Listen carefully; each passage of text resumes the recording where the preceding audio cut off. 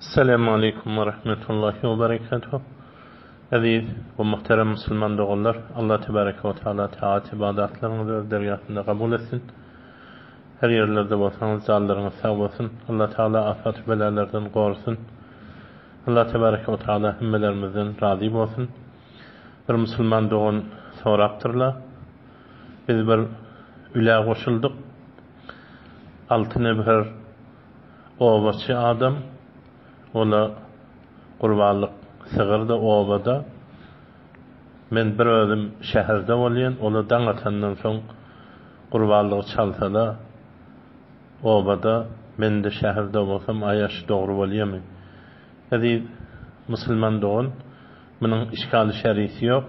Sen öldürýän adamy wekil etseň, seniň tarapyňdan zebh etse, hem muteber qurbanlygyň çalynan ýeri, qurbanlygyň çalynan ýeri oba bolandan soň, daň atandan soň çalsa dogry bolar, gündogandan soň mustahab.